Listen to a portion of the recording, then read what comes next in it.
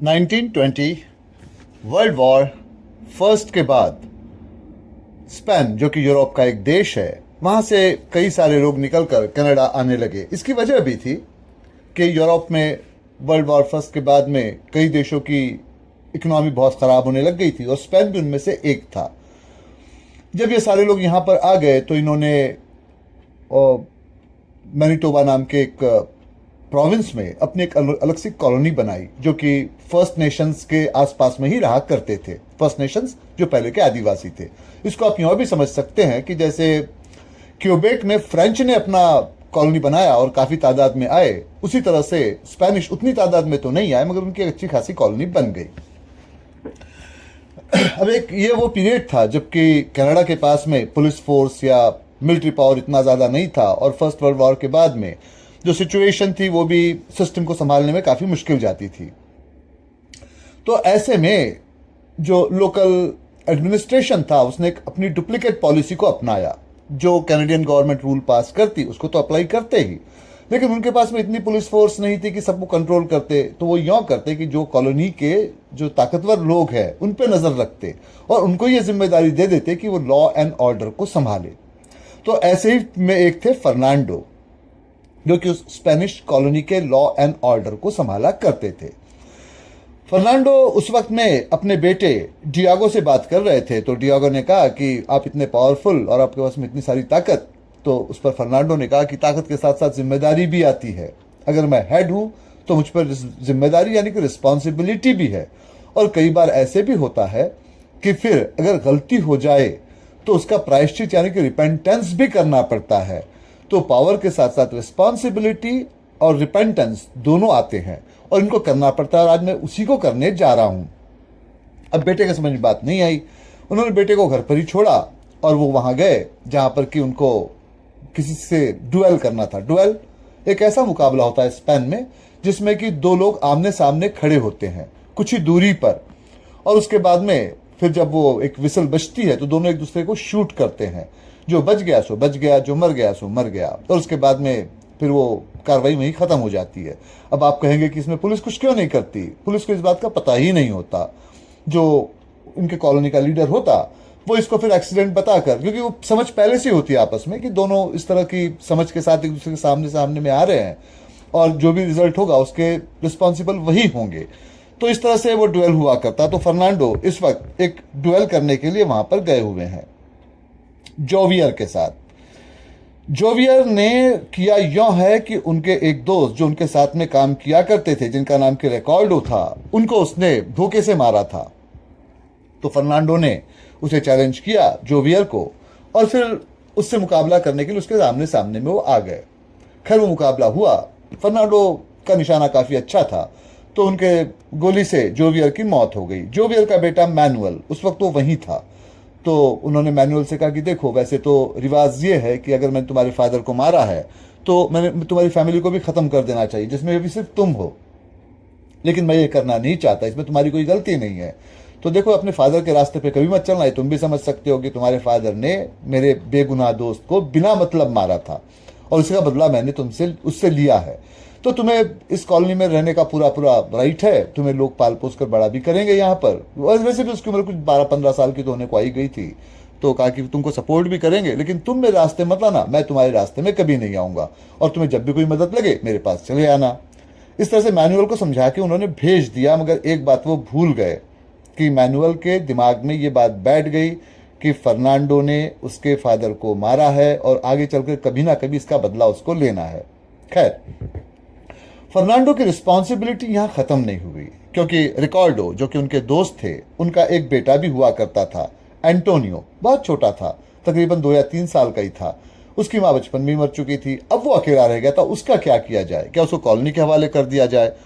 वो ऐसे कुछ सोच रहे थे कि उनकी वाइफ मारिया वो बीच में आ गई। उसने कहा कि ऐसे नहीं करते, एंटोनियो बहुत छोटा है, सिर्फ पैसों से इसको पाल पोस के बड़ा नहीं किया जा सकता, इसको अपने पास में रखेंगे, जैसे मेरा बेटा है डियागो, उसी के साथ में पाल पोस के बड़ा किया जाएगा। खैर, अब डियागो एंटोनियो से उम्र में कुछ 10 साल का तो बड़ा था ही, तो उसके छोटे भाई की तरह से एंटोनियो को पालने लगे। बच्चे धीरे करके बड़े होने लगे। वैसे तो फर्नांडो साहब हमेशा बिजी रहा करते, लेकिन मारिया ने इस बात को बहुत जल्दी ही जान लिया कि डियागो, जो कि उसका अपना बेटा है, उस पर अपने फादर के ताकत का नशा चढ़ चुका है। वो स्कूल में टीचर्स की बात नहीं मानता, कॉलोनी में लोगों की बात नहीं मानता। माँ कई बार उसकी बातों को छिपा दिया करती, जिससे उसकी शिकायत फर्नांडो तक नहीं पहुंचती। लेकिन दिन पर दिन वो घमंडी, मगरूर और रास्ते से भटकने वाला इस तरह का वो होने लगा। दूसरी तरफ एंटोनियो के साथ अलग बात थी। एंटोनियो ने बचपन से ये देखा था कि वो जिसके घर में रह रहा है ये उसका अपना घर नहीं है। वो थोड़ा झिझकता, हालांकि मारिया के प्यार में कोई कमी नहीं थी, लेकिन मारिया हर तरह से उसका ख्याल रखती, उसको सपोर्ट करती। तो उससे एंटोनियो ने एक अलग रास्ता पकड़ा। वो धीरे धीरे करके पढ़ाई लिखाई करके एक अच्छे रास्ते पे जाने लगा। अब फर्नांडो साहब जो भी काम किया करते थे, इसमें कुछ काम तो लीगल होते थे और कुछ काम उनको इलीगल भी करने पड़ते। लीगल काम जैसे अभी उन्होंने ये वाला काम किया था कि भाई उनके दोस्त को किसी ने मारा, उसका उन्होंने बदला लिया। कानूनी दांव पेच में पड़ते, मुश्किल हो जाती, फिर आपस में लोगों की टक्कर भी होती, तो उसको तो उन्होंने निपट लिया था। लेकिन कुछ इलीगल काम भी करने पड़ते। इसका मतलब ऐसे कि जैसे कोई अगर है, उनके कम्युनिटी के लिए खतरा वगैरह है, उसको धमकाना, उसकी जान लेना, ये भी करना पड़ सकता था उनको। और ये सब उनको कम्युनिटी से कभी छुप के या कभी गवर्नमेंट से छुप के ये सारे काम करने पड़ते। तो जाहिर सी बात है कि इसके लिए आपको लोगों को रखना पड़े, उनको पैसे देने पड़े। पैसा कैसे आएगा? तो फिर ऐसे में पैसों को जमा करने के लिए वो और तरह के भी काम कर लिया करते, जैसे शराब है या और चीज़ें जो अलाउड नहीं है, उसको अपने लोगों से तैयार करवाना, उनको बाहर भिजवाना, इस तरह का बिजनेस करना, ये सारे काम वो कर लिया करते। अब उनके पास में दो तरह के काम थे, जैसे कि बताया जा चुका है, लीगल और इलीगल। तो इलीगल काम का जो हेड था, उसके साथ में उनका बेटा डियागो, वो बहुत ज़्यादा इंटरेस्टेड हो गया और धीरे धीरे करके उस काम को वो सीखने लगा। एक मौका ऐसे भी आ गया कि जब फर्नांडो ने ये देखा कि मैटर हाथ से निकल रहा है, और उस वक्त उनको और ज़्यादा परेशानी हुई जब उनकी वाइफ मारिया की तबीयत खराब होने लगी। डेथ बेड पर वो थी। उसने फर्नांडो साहब से प्रॉमिस लिया कि वो जिंदगी भर डियागो की हिफाजत करेंगे, क्योंकि डियागो जिस रास्ते पे जा रहा है वहां से लौट के उसको लाना तो मुश्किल है, लेकिन इस रास्ते का कभी ना कभी एक ऐसा अंजाम होगा जो बहुत बुरा होगा, खासतौर पे तब जब फर्नांडो नहीं रहेंगे।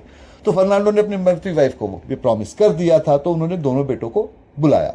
खैर दोनों बेटे तो क्या, डियागो तो उनका अपना बेटा, एंटोनियो तो उनका पाला हुआ बेटा, तो उनको बुलाया, उनको बुलाकर बैठाकर समझाया।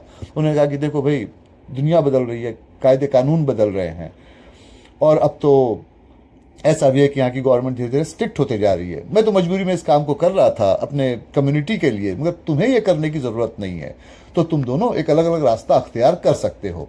एंटोनियो ने तुरंत उनकी बात को मान लिया और उसने कहा कि वो पढ़ेगा, लिखेगा और कहीं और जाएगा, थोड़ा सा एजुकेशन हासिल करेगा। और जब एंटोनियो उस कमरे से बाहर चला गया तो डियागो ने फादर से साफ कहा कि देखिए, आपको अगर मुझे रोकना था तो आप मुझे शुरू में रोकते। अब आप ये कहते हैं कि आपको पता ही नहीं था कि मैं कौन से रास्ते पे जा रहा हूँ, माँ ने नहीं बताया, चाहे जो भी होगा, मैंने इस रास्ते को चुना नहीं है, ये ऑटोमेटिकली मेरे अंदर आ गया है। अब आप एंटोनियो का हवाला देते हैं, भाई वो तो पाला हुआ लड़का है, वो यहाँ के पावर्स का यूज कैसे कर सकता है? वो आपके टुकड़ों पे पलने वाला है एक तरह से, लेकिन मैं तो आपका बेटा हूँ, तो ये पावर का यूज तो मैं करना चाहूंगा। तो उसने कहा कि मैं इसी काम को करना पसंद करूंगा, क्योंकि आपके जो दुश्मन है वो आपके बाद मेरे दुश्मन बन जाएंगे, तब मैं क्या करूंगा? मैं इधर का भी नहीं और उधर का भी नहीं। एंटोनियो तो इसमें से बाहर निकल जाएगा, अब तो वो पढ़ने के लिए बाहर भी जा रहा है, जबकि मैं तो आपके पास में रह के आपको सपोर्ट करने जा रहा हूँ। खैर, अब कुछ तो ये था कि बेटे की बात में लॉजिक था, कुछ तो ऐसा था कि वाइफ को उन्होंने प्रॉमिस कर रखा था, और ये भी वो जानते थे कि आज डियागो भले इस बात को कह रहा है, आगे कभी ना कभी इस बात को रियलाइज करेगा, इस रास्ते से वो हट जाएगा। और खैर इसी एक उम्मीदी में, एक उम्मीद के साथ में उन्होंने उसको परमिशन दे दी। आमतौर पे फादर्स इस तरह की गलत फहमियाँ पाल लेते हैं, वो नहीं समझ पाते कि जो वो करने जा रहे हैं वो गलत है। फर्नांडो साहब के साथ भी वही बात हो गई। एंटोनियो और डियागो दोनों अलग अलग जगह पे बड़े होने लगे। एक वक्त ऐसा भी आ कि दोनों बड़े बड़े हो गए और दोनों के काम काज के तरीके भी अलग अलग थे। एंटोनियो किसी फार्म हाउस पर काम करता, जो भी कुछ उसको पैसे मिलते लेकर आता, आकर फर्नांडो साहब को देता। हालांकि फर्नांडो साहब के लिए पैसे हाथ का मैल थे, लेकिन उनको बड़ी खुशी होती कि एंटोनियो उनको अपने फादर की तरह से मानता है, हर तरह से उनका रिस्पेक्ट करता है, और वो उस पैसे में से कुछ थोड़ा सा पैसा लेकर सारे पैसे उसके हवाले कर देते। खैर ऐसे करते करते दोनों जवान हो गए। डियागो की उम्र बहुत ज़्यादा थी। अब यहाँ पर यह था कि उनके एक दोस्त हुआ करते थे जिनकी एक बेटी थी इसाबेल, जो अक्सर उनके घर में आया करती थी। अब उनके दोस्त यहाँ से वापस स्पेन जा रहे थे, लेकिन वो नहीं चाहते थे कि इसाबेल वहाँ पर जाए, तो उन्होंने फर्नांडो से कहा कि भाई इस बेटी की शादी की जिम्मेदारी मैं तुम पर सौंपता हूँ। इसाबेल फर्नांडो के घर में बचपन से ही आया करती थी, तो इसलिए उसको दोनों ही, मतलब एंटोनियो और डियागो दोनों ही जानते थे। डियागो में अब तक के उस लड़की में डियागो को इंटरेस्ट नहीं था और लड़की को भी डियागो में कोई इंटरेस्ट नहीं था, लेकिन दिल ही दिल में वो एंटोनियो को चाहती थी। तो ऐसे में फर्नांडो साहब के दिमाग में ख्याल आया कि भाई इस लड़की की जिम्मेदारी इस तरह से तो नहीं ली जा सकती है, ये अपने घर में आ जाए ज़्यादा बेटर है। अब वो ये भी जानते थे कि डियागो कैसे है और एंटोनियो कैसा है, तो उन्होंने उसके सामने प्रपोजल रखा कि भाई दोनों लड़के हैं, तुम जिसको चाहो पसंद कर लो, अगर तुम्हें कोई पसंद ना हो तो कोई तीसरे की बात कर लें, तुम्हारी शादी तो हो जाएगी। लड़की काफी खूबसूरत थी, उसने एंटोनियो को पसंद किया और उन्होंने उसकी शादी उसके साथ पक्की करवा दी। डियागो ने अपने फादर से शिकायत की कि आपने मुझसे पूछा तक कि नहीं, लड़की को तो मैं भी चाहता हूं।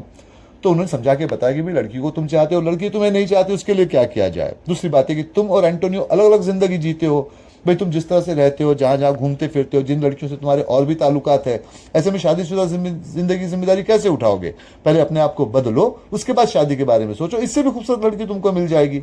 अब एक तरफ एंटोनियो की अपनी फैमिली बस गई, फैमिली के साथ वो रहने लगा। हालांकि रहता वो वहीं पर था, आसपास में ही, फर्नांडो साहब के, जब भी बुलाते चला आता उनकी मदद करने के लिए।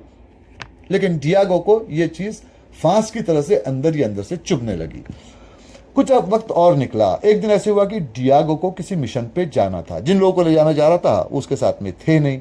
तो उसने एंटोनियो से कहा कि भाई मुझे साथ में चलने वाला कोई चाहिए, वहां पर अभी कोई है नहीं, तुम साथ में चलो। अब एंटोनियो ये बात को जानता था कि डियागो कैसे कैसे काम करता है, तो उसने पहले ही कह दिया कि देखो भाई मैं इन कामों में नहीं पड़ता, मेरा इससे कोई लेन देन नहीं है। डियागो ने कहा तुम डरपोक हो, तुम्हें गन वगैरह चलाने के लिए कोई नहीं कह रहा है, वहां सिर्फ बैठे रहना है, सारे काम मैं ही करूंगा। तो एंटोनियो अब ऐसा था कि भाई था, बात को टाल नहीं सकता था, दूसरा थोड़ा दबा हुआ भी था, उसके फादर ने पाल पोस के बड़ा किया था, उसकी बात को मान लिया, उसके साथ में वहां वो चला गया। पर डियागो का कैलकुलेशन गलत था, जिसको वो धमकाने गया था उसको एक खबर पहले ही लग गई थी। वो कुछ 2-3 लोगों के साथ में गन वन लेके बैठा हुआ था। जैसे डियागो वहां पहुंचा, उन्होंने गन निकाल ली। एंटोनियो के पास सोचने का वक्त नहीं था, क्योंकि डियागो की जान चली जाती, जान बचाना उसके लिए बहुत जरूरी था। उसके हाथ में जो गन दी गई थी, उसने 2-4 फायर उससे कर दिए, उसमें से किसी एक को गोली लगी, बाकी निकलकर भाग गए। डियागो एंटोनियो को लेकर वहां से निकल आया। अब ये बात फैल गई कि एंटोनियो ने किसी की जान ली है। एक बार जब आप पर इस तरह का स्टैंप लग जाता है तो बड़ा मुश्किल हो जाता है। फर्नांडो ने हालांकि अपने रसूख का इस्तेमाल करते हुए पुलिस को इस मामले से दूर रखा, साबित कर दिया कि जो लोग थे वो इलीगल काम कर रहे थे, सेल्फ डिफेंस में वो मारे गए। किसने गोली चलाई वो नहीं पता, लेकिन कम्युनिटी में किसी ने चलाई है, इल्जाम एंटोनियो पे नहीं आया। पर मुश्किल ये हुई कि एंटोनियो के लिए रास्ता बंद हो गया। डियागो ने एंटोनियो को बुलाया, उसने कहा कि देखो भाई, हर किसी की एक किस्मत होती है, तुम्हारी भी एक किस्मत है। इसका इल्जाम मैं डियागो को नहीं दूंगा, क्योंकि वो तुमको लेकर गया था जरूर, मारने के लिए तो नहीं कहा था, और तुमने मारा ये भी तुम्हारी गलती नहीं है, उसको बचाना जरूरी था, तुमने गोली चला दी है, हो गया। लेकिन अब जो हो गया सो हो गया, उसको पलटाया नहीं जा सकता है। लेकिन अब तुम्हारे लिए दूसरी दुनिया के रास्ते बंद है, तुम वहां जाके कुछ नहीं कर सकते। अब मेरे पास जो काम है वो लीगल और इलीगल दोनों है। लीगल काम तुम करोगे, इलीगल काम का इंचार्ज डियागो रहेगा, कोऑर्डिनेशन में तुम काम करोगे। अब जाहिर सी बात है कि अगर डियागो ये सारे काम करेगा तो तुम्हारा इंचार्ज भी रहेगा, तुमसे गलत काम करने के लिए कभी नहीं कहेगा, लेकिन जो भी तुम काम करोगे उसकी रिपोर्टिंग उसको दोगे और वो मुझ तक वो सारी बातें पहुंचाया करेगा। तुम्हारा बड़ा भाई है, कोई बॉस की तरह से तो है नहीं। एंटोनियो को इस बात का तो अफसोस हुआ कि अब तक के जो सीधी सादी जिंदगी वो जी रहा था उससे वो अब दूर चला आया है, खासतौर पर इसलिए भी कि उसकी वाइफ इसाबेल और उसका बेटा सोनी दोनों ही काफी अच्छे थे, दोनों को वो चाहता भी था, उनकी जिम्मेदारियां भी उस पर थी। लेकिन साथ साथ फिर यह भी था कि अब जो काम करना है वो इलीगल तो है नहीं, चाहे बाहर करे चाहे यहां करे, उस काम को वो करने के लिए तैयार हो गया। फर्नांडो साहब उससे रिपोर्टिंग लेते, डियागो के थ्रू उसको सारे काम बताते, सारा काम ठीक तरह से उस तरह से चलता रहता। लेकिन धीरे धीरे करके ऐसे होने लगा कि डियागो की जो अक्ल थी वो गुस्से की वजह से अक्सर गलत डिसीजन उसको दिलवाती, जबकि एंटोनियो ठंडे दिमाग का था, डिसीजन सही लेता। एक बात ऐसी भी यहां तक आ गई आगे चलकर कि फिर डियागो साहब एंटोनियो से ज्यादा डिस्कशन करने लगे, क्योंकि वो उनको एक प्रैक्टिकल सलाह देता। हमेशा वो ये कहा करता कि भाई लड़ने से ताकत नहीं बढ़ती है, लोगों को अपने साथ जोड़ना चाहिए, ताकत उससे बढ़ती है। तो वो दुश्मनों को भी दोस्त बनाकर उनके साथ मिलाता रहता, उसकी बड़ी तारीफ होती। ये सारा कुछ होता देखकर ये बड़ी परेशानी की बात हो गई। ऐसे में डियागो ने एक होशियारी की। एक कोई किलर था जो वहां आया हुआ था, उसने एक दिन एंटोनियो को एक लेटर लेके उसके पास भेजा। उसमें लेटर लिखा था कि जो इसको लेकर आएगा उसको मार देना है। और उसने ये सोचा कि वो एंटोनियो को मार देगा, किलर को डियागो मार देगा, मामला खत्म हो जाएगा। लेकिन वैसे हुआ नहीं। एंटोनियो वो लेटर लेकर किलर के पास पहुंचा, किलर ने उस लेटर को खोला, उसमें लिखा हुआ था कि भाई इसको मार देना है। लेकिन उसके पास भी अकल थी, क्योंकि इसके पहले वो फर्नांडो साहब के लिए काम करता था और उसको पता था कि फर्नांडो साहब का काम करने का ये स्टाइल तो नहीं है।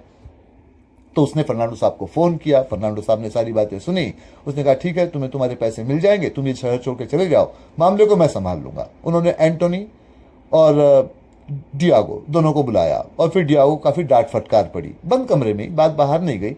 एंटोनियो को समझा दिया, कहा कि भाई तुम्हारा भाई है, इसको भाई की तरह से ही मानो, बच्चा है, गलती करता है, शादीशुदा नहीं है, तो दिमाग इसका ठिकाने नहीं है, तो मेरी तरफ देखकर इसको माफ़ कर दो। दोनों का हाथ वगैरह मिलवा दिया, उनको अलग अलग सेपरेट करवा दिया और उस दिन से थोड़ा एहतियात बरतने लगे। एंटोनियो का रास्ता उन्होंने प्रूजर से अलग करवा दिया, उसको कहीं और भेज दिया और कहा कि भाई ये सारे काम तुम वो इस शहर से करोगे, यहाँ तुम्हें आने की जरूरत नहीं, यहाँ डियागो करेगा ये सारे कामों को। और डियागो पे वो कड़ी नजर रखने लगे। खैर मामला बढ़ता चला गया। अब फर्नांडो साहब एक बात बहुत अच्छी तरह से जानते थे कि अगर गवर्नमेंट के साथ मिलकर काम करना है तो एंटी नेशनल काम नहीं करना है, भले एंटी सोसाइटी काम चले। अब दोनों में डिफरेंस क्या है?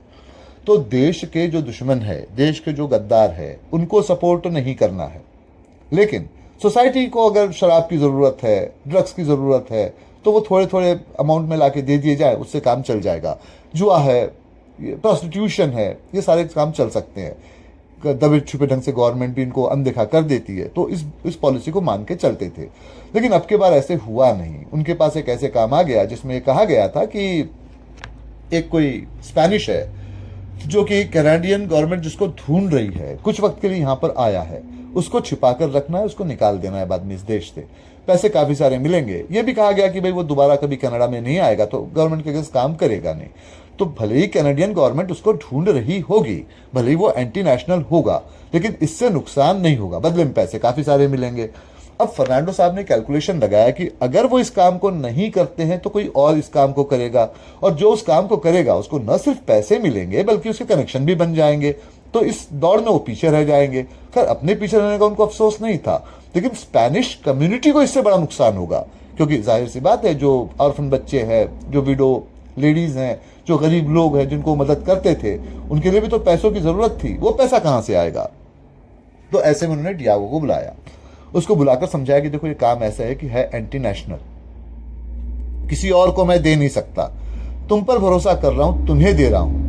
तो इसको ऐसे करना है कि वो जो शख्स है वो तुमको एक जगह पर मिलेगा, वहां जाके उससे बातचीत कर लेना, उसके छिपने का इंतजाम कर देना, एक रात उसको भर छिपाना है और उसके बाद में फिर यहाँ से चला जाएगा।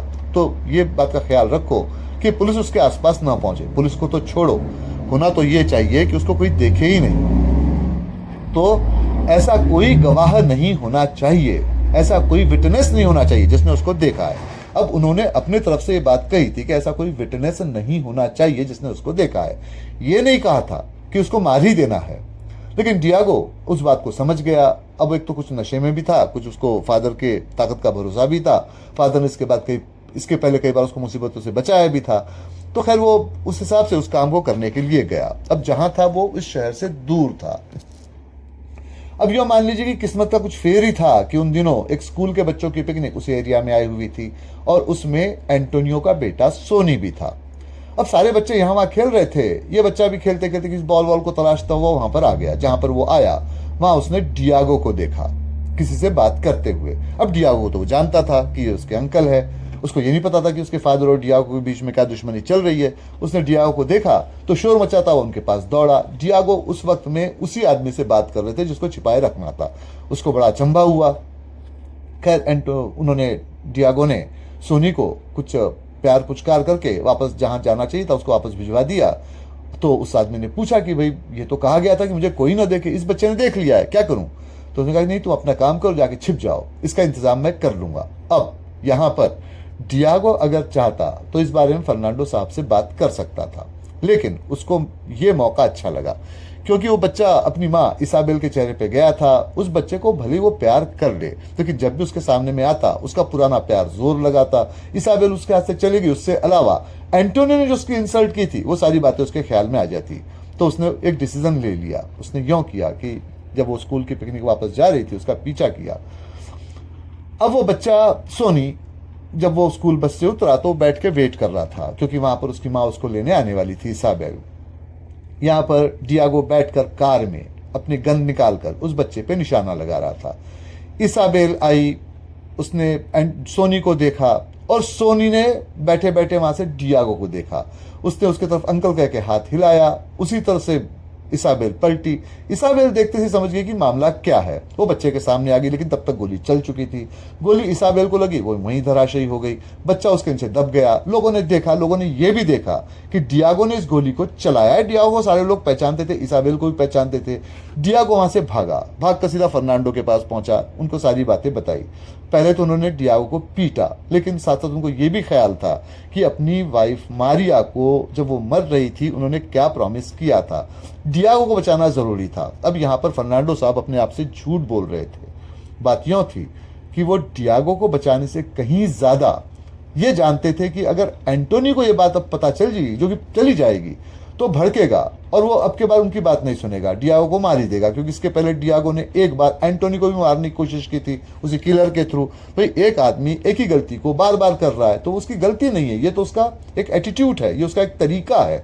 तो आज नहीं कल डियागो वापस एंटोनी को मारने की कोशिश करेगा और नतीजा ये निकलेगा कि दुनिया में सिर्फ दोनों में से एक ही जिंदा रहेगा। और जाहिर सी बात थी, फर्नांडो साहब एंटोनी को तो नहीं चुनेंगे, वो तो डियागो ही चुनेंगे, चाहे कितना ही नालायक हो, है तो उनका अपना बेटा ही। खैर, उन्होंने पहले तो उसको थप्पड़ लगाया, उससे कहा कि अब यहां से तुम वो करोगे जो मैं तुमसे कह रहा हूं। और उन्होंने फिर यह किया कि डियागो को वहां से उठाकर कार्मेन के पास भेजा। अब कार्मेन कौन? कार्मेन वहां मनीतोबा में नहीं रहा करते थे, वहां से कहीं दूर दूसरे प्रोविंस सस्कैटून में रहा करते थे। कार्मेन बहुत पहले कभी फर्नांडो के साथ काम किया करते, उनके अच्छे बुरे सारे कामों के साझीदार थे। लेकिन एक वक्त ऐसा भी आ गया कि जब उन्होंने कहा कि देखिए भाई, मेरे बच्चे बड़े हो रहे हैं और मेरी वाइफ मुझे हमेशा परेशान करती है कि इस काम को छोड़ दो, मैं इन कामों को करना नहीं चाहता, मैं आपसे परमिशन लेके जाना चाहता हूँ। फर्नांडो ने कहा कि देखो भाई, हमारा तो रूल ये है कि एक बार जो इस काम में आ गया, जीते जी वो यहाँ से जा नहीं सकता। लेकिन चलो ठीक है, तुम मेरे दोस्त हो, तुम पे मुझे भरोसा है, तुम्हारी ईमानदारी को मैं मानता हूँ, इसलिए तुमको परमिशन देता हूँ, लेकिन इस प्रोविंस में मत रहना। तो खैर वो सस्कैटून चला गया था, तो उन्होंने डियागो को उनके पास भिजवाया, कार्मेल के पास। उससे कहा कि देखो ये मेरा बेटा है, अपने जान की तरह से इसकी हिफाजत करनी है, इसे कोई नुकसान नहीं पहुंचना चाहिए। और उन्होंने सारा किस्सा भी उसको समझा दिया कि क्या क्या हुआ है। अब कार्मेल की एक खासियत थी, कार्मेल सीधे हाथ से जो करे उसका पता उल्टे हाथ को न लगने दे। क्योंकि वो ये बात कार्मेल भी बहुत अच्छी तरह से जानते थे कि आज नहीं कल एंटोनी उनके पास भी पहुंचेगा, क्योंकि उसके फादर उनके भी बड़े अच्छे दोस्त हुआ करते थे।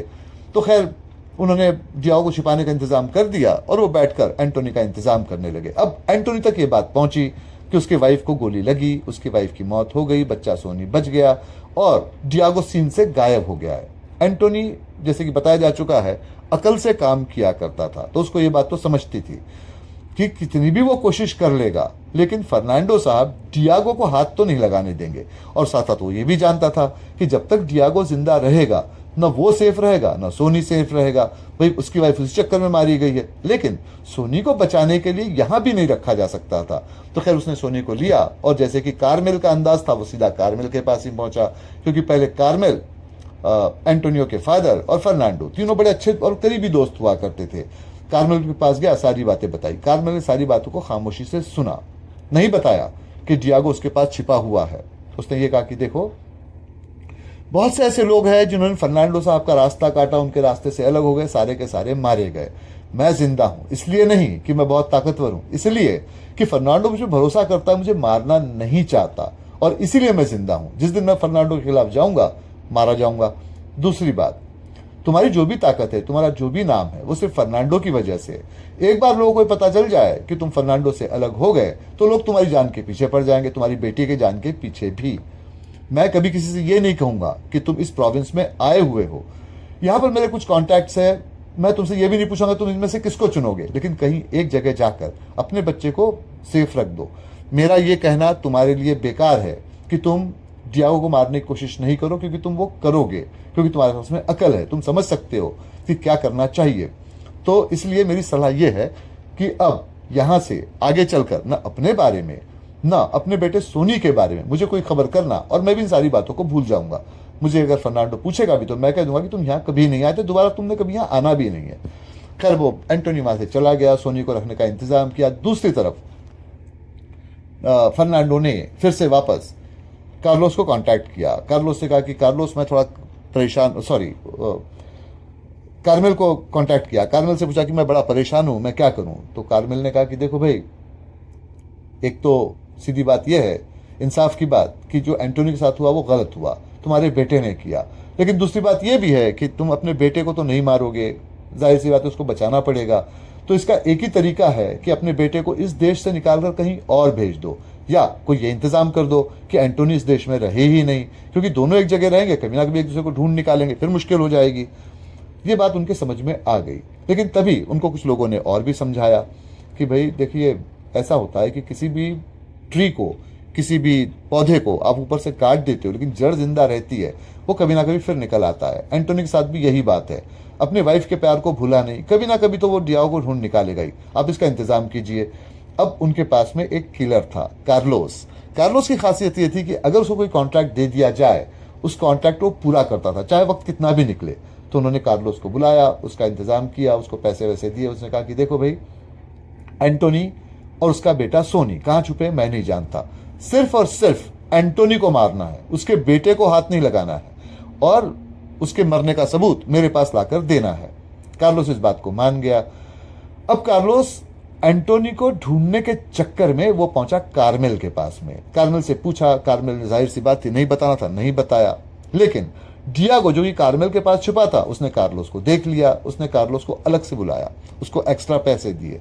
उसने कहा मेरे फादर ने तुम्हें कॉन्ट्रैक्ट दिया है मारने का एंटोनी को, मैं तुम्हें कॉन्ट्रैक्ट देता हूं मारने का एंटोनी के साथ साथ सोनी को भी, उसको भी खत्म कर देना है। और जब ये काम हो जाए तो मुझे बता देना है, तुम्हें इसके और पैसे एक्स्ट्रा मिलेंगे। अब डियागो ने अपनी तरफ से ये कह दिया, लेकिन डियागो एक बात को भूल गया था कि एंटोनी जो भी काम करता था वो अकल से करता था। एंटोनी को इस बात का पता था कि देर या सवेर, जब अभी तो फर्नांडो साहब थोड़े से अनसेटल्ड है, जब भी सेटल हो जाएंगे तो वो बदला लेने की कोशिश करेंगे या मारने की कोशिश करेंगे, और ऐसे में वो कार्लोस के पास ही जाएंगे। तो उसने फर्नांडो साहब पे नजर नहीं रखी, उन पे नजर रखेगा डियागो को पता तो नहीं चलेगा। तो उसने नजर रखी थी कार्लोस पे। उसको ये भी पता था कि कार्मेन के पास में शायद डियागो हो सकता है, लेकिन कार्मेन भी उसके बारे में नहीं बताएगा। जब कार्लोस पे नजर रखी और उसको ये पता चल गया कि डियागो ने कार्लोस को कांटेक्ट किया है, तो उसने उसके बाद में कार्लोस को तो छोड़ा और डियागो का पीछा करना शुरू किया। और बहुत जल्दी डियागो उसको एक जगह मिल भी गया। उसने डियागो को मार दिया, उसकी डेड बॉडी को लिया और आकर वो मिला फर्नांडो साहब से। उसने कहा कि देखिए, आपका मुझ पे कर्ज है, आपने मुझे पाल पोस के बड़ा किया है, लेकिन मुझ पर मेरे वाइफ का भी कर्ज है, और सबसे बढ़कर बात है कि मुझे अपने बेटे की सलामती की फिक्र है। अगर ये जिंदा रहता तो मेरे बेटे को नुकसान पहुंचाता, मैंने इसको मार दिया। अब मैं आपके सामने में आकर बैठा हुआ हूं, आप जो भी चाहें वो डिसीजन ले सकते हैं, आपके डिसीजन को मैं मानूंगा। फर्नांडो साहब को बड़ा झटका लगा। उन्होंने अपने मरे हुए बेटे के माथे को चूमा। उसने कहा कि ठीक है, इसका पहले हम फ्यूनरल कर देते हैं, उसके बाद में बाकी बातों को डिसाइड करेंगे। एंटोनी इस बात को मान गया। वो जानता था कि सोनी जहां पर है वहां सेफ है, और फर्नांडो साहब के रहते हुए उसको नुकसान नहीं होगा। नुकसान हो सकता था वो सिर्फ और सिर्फ डियागो से, जो कि मर चुका था। तो खैर उन्होंने पहले उसका तो फ्यूनरल कर दिया। उसके बाद में उन्होंने बुलाया कार्लोस को। कार्लोस से कहा कि तुम्हें जो कुछ मैंने अब तक के दिया है, कॉन्ट्रैक्ट वगैरह, ये सारे कॉन्ट्रैक्ट मैं कैंसिल करता हूं। उन्होंने सारे कॉन्ट्रैक्ट कैंसिल कर दिए। उसके बाद में उन्होंने एंटोनी से कहा कि अच्छा एंटोनी, अब एक बात बताओ, तुम मुझसे दूर चले गए थे, तुमने कितने लोगों को कॉन्ट्रैक्ट किया और किन किन लोगों ने तुमको कॉन्ट्रैक्ट किया। अब एंटोनी इस बात को तो जानता था कि इनसे बात छिपाने का कोई फायदा नहीं है, इनको सही बात बतानी पड़ेगी। तो उसने पहली बात तो बताई कि मैंने कार्मेल से कांटेक्ट किया था, लेकिन कार्मेल ने मुझे डियागो के बारे में नहीं बताया, और उसने मुझे ये भी सलाह दिया कि मैं आपकी ज़िंदगी से दूर चला जाऊं। पर मुझे कांटेक्ट करने वाला मैनुअल का बेटा, सॉरी, जोवियर का बेटा मैनुअल था। अब जोवियर वही जिसको शुरू में फर्नांडो साहब ने ड्यूएल में मारा था, क्योंकि उसने उनके दोस्त को मारा हुआ था, एंटोनी के फादर को। तो उसने कहा कि मैनुअल ने मुझसे कांटेक्ट किया था और उसने मुझसे ये कहा था कि मैं उसके साथ मिलकर काम करूं तो वो आपको मार देगा, लेकिन मैं जानता था कि अगर मैं आपको मारने के लिए उसकी मदद लेता हूं तो बाद में मुझे भी मारेगा। तो उन्होंने कहा तुम सही कहते थे, तुमने सच कहा, मुझे खुशी है, क्योंकि वो मेरे पास भी आया था और उसने कहा था कि हम दोनों मिलकर एंटोनी को मार देते हैं। जाहिर सी बात थी, अगर तुम मर जाते तो मैं और भी कमज़ोर हो जाता और उसके बाद में वो मुझे भी मार देता और डियागो को भी।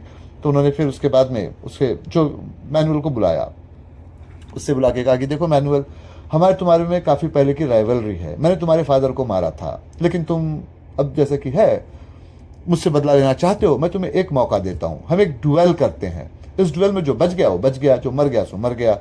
सुनकर वो बड़ा खुश हो गया, क्योंकि उसकी वजह थी, अब ये साहब तो बूढ़े होने जा रहे थे, वो तो जवान था, उसका निशाना पक्का था और काफ़ी अच्छी तरह से वो इस सारे काम वो कर सकता था। जाहिर सी बात है इसमें वो तो नहीं मरेगा, मरेगा तो फर्नांडो ही। बात तय हो गई, स्पेनिश कम्युनिटी में डिक्लेयर हो गया। तो एंटोनी ने कहा ये आप क्या कर रहे हैं, ये सब करने की आपको ज़रूरत क्या है, भाई उससे मैं भी निपट लूंगा। उसने कहा कि तुम्हारे हाथ अब तक के इस तरह के इंटेंडेड खून से नहीं रंगे, जानबूझ के तुमने कोई खून नहीं किया है, करोगे जिंदगी में वापस नहीं जा पाओगे। दूसरा, अगर ये जिंदा रहेगा तो तुम्हारे और सोनी के पीछे पड़ा रहेगा, मेरी बात तो छोड़ दो, अब तो मैं बूढ़ा हो गया हूँ, कभी मर जाऊंगा। और तीसरी बात है कि इस दुनिया में मेरा अब दिल लगता नहीं, भाई बेटा तो बेटा ही होता है, उस दुनिया में नहीं रहा। तो मैं तुम्हें इसका इल्ज़ाम नहीं दे रहा हूँ कि तुमने ये उसको मारकर कोई नाइंसाफ़ी की है, लेकिन भाई मैं बाप हूँ तो मेरे बारे में भी सोचो। साथ साथ उन्होंने ये भी कहा कि जब आप हेड बन जाते हो तो उसके बाद में आपको रिस्पॉन्सिबिलिटी और रिपेंटेंस यानी कि जिम्मेदारी और उसका प्रायश्चित यानी कि उसका जो आपने गलत किया है उसको ठीक करना, ये सारा कुछ ज़रूरी हो जाता है। वही मैं करने की कोशिश कर रहा हूँ। खैर वो डुएल हुआ, उन्होंने मैनुअल को शूट तो किया, लेकिन मैनुअल ने भी उन पर गोली चलाई, जिससे कि उनको गोली लगी, वो जख्मी हो गए। मैनुअल की तो तुरंत मौत हो गई, ये ज़मीन पे पड़े हुए थे। तब एंटोनी उनके पास आया तो उन्होंने कहा कि देखो एंटोनी, मैं यहाँ से तुमको आज़ाद करता हूँ, अपने बेटे सोनी को लो, यहाँ से कहीं दूर चले जाना, इस कम्युनिटी से, यहाँ रहने की तुमको ज़रूरत नहीं है। मैंने अपना रिपेंटेंस यानी कि जो प्रायश्चित था वो पूरा कर दिया, तुम्हारे फादर को जो प्रॉमिस किया था वो भी पूरा हो गया। बस एक बात थी कि मैंने अपने वाइफ को दिया हुआ प्रॉमिस पूरा नहीं किया, लेकिन अब मैं ऊपर जाकर उससे माफ़ी मांग लूंगा। इसके बाद उनकी मौत हो गई और एंटोनी सोनी को लेकर वहाँ से चला गया। तो ये था सारा किस्सा। आपके जो भी सवाल हो यहाँ रखे, उनके जवाब आपको देता हूँ।